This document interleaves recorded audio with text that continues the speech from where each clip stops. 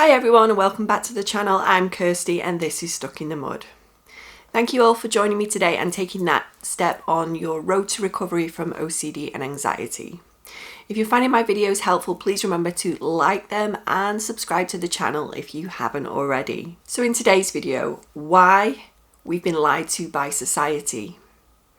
Because for years with my OCD and anxiety recovery journey, I've been in survival mode, doing my best to fix my way out of my situation, whether that be to find the perfect medication to take away all of my symptoms or to find the right therapist who could solve all my problems for me by offering me reassurance, that this is actually a mental illness that I'm suffering from, that I'm not that terrible person that I've established in my brain.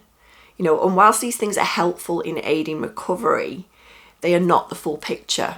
They are only part of the jigsaw puzzle before it's all put together to reveal that beautiful picture. The elements of medication and therapy have definitely helped me in my healing. And I always suggest that it's a combination of these two things that offer the most benefit of a successful recovery. However, the mindset of modern living is that our emotions and the feelings that we have shouldn't be felt, that they must be solved and packed away to move forward. And that could be fear, shame, guilt, grief, anxiety, sadness, depression. And this also includes the physical sensations as well, the physical symptoms we get and just sensations we feel in the body, that we experience too. These could include things like pain or dizziness, maybe eye floaters, etc., things like that. These are definitely things that I went through, and I definitely look back on it now feeling like my nervous system was completely in overdrive. And I do believe they were physical manifestations of anxiety. And it's always important to get those things checked out, of course. But for me, looking back, I definitely believe that was what was causing me these physical symptoms. And it took me a long time to realize that in trying to get rid of and stop my thoughts, feelings, emotions, and sensations, I was actually making them worse. I'm more ever present. And the cycle was never really completed. Because as the more I argued with them, I challenged them, I tried to change them, tried to solve them, fix them, analyze, come up with a conclusion, I was actually just prolonging them, making them hang around even longer. And that is what it actually does. It tells us that it's wrong to experience these things, that we have to do X, Y, and Z to move forward in a positive way. But what if we allowed ourselves to experience all of these things, and be the observer, aware of them, but not involved in them, to let them be there without judgment, to not resist what the mind and body throws at us. And that was an important revelation for me. And it changed my entire outlook on things and definitely made me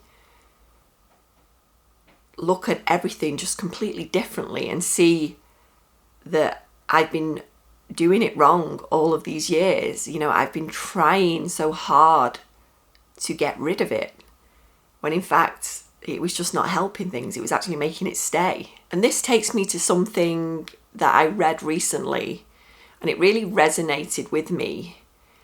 And it was, you don't resist it because it's unpleasant. It's unpleasant because you resist it. We want to escape our experience, when in fact, if we let it be present, allow it to be there, it would actually resolve and dissolve on its own and come to completion. We get so busy trying to fix and solve our thoughts and emotions and sensations, not realizing this is what perpetuates them. When we continually make something important by spending time ruminating on it, working it all out. We're giving it importance and prominence, and our brain and body won't release it when we're doing that. So doing this work, whether that is alongside medication or not, is, that's a personal decision to make. And it's important. It's all important stuff, this.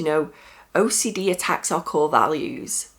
And that's why we get stuck in these thought loops and thought spirals, because we don't want to allow its presence.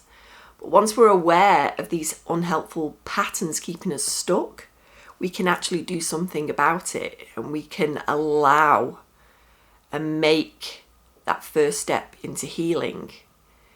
And once we realize that this is where our freedom lies, it opens up different possibilities, because we're always told to pack it all away, to change how we're thinking from negative to positive, when that is just the most unhelpful thing anyone could tell you, because we're telling our brain that's wrong that we're thinking this way, when in fact anything that comes into our experience should be allowed.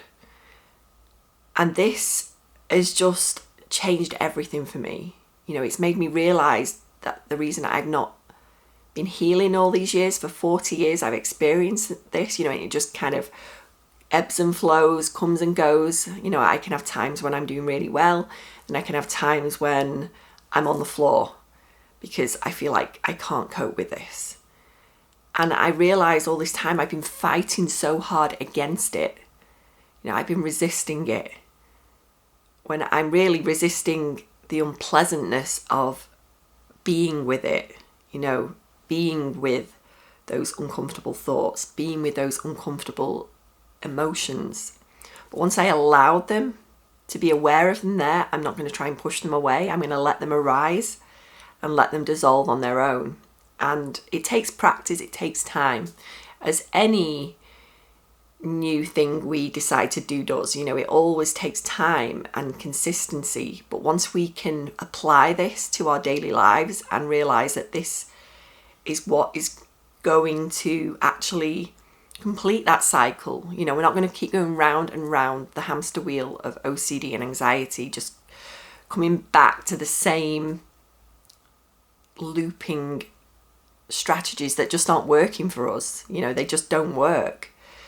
And once we realize we can complete that cycle and let it play out without trying to fix it, without trying to solve it, letting it be present with us until it dissolves on its own and actually does heal properly, and not just come and go as we, as OCD and anxiety sufferers, experience, throughout our lives. We often find it does, like I said, it ebbs and flows. Sometimes it's really strong, but we have to accept that as well. Accept those days where we have a bad day. A bad day doesn't mean a bad week. A bad week doesn't mean a bad month, because we can often feel as sufferers of this that we've failed when we have a bad day or a bad week. And it's just, we just have to apply what we've learned and apply this knowledge, and we will get there. We will heal, but it will take time. So I really hope this video has helped you today to give another perspective to healing from OCD and anxiety. Let me know in the comments what you think about this, and I will see you in the next video. Thanks for watching.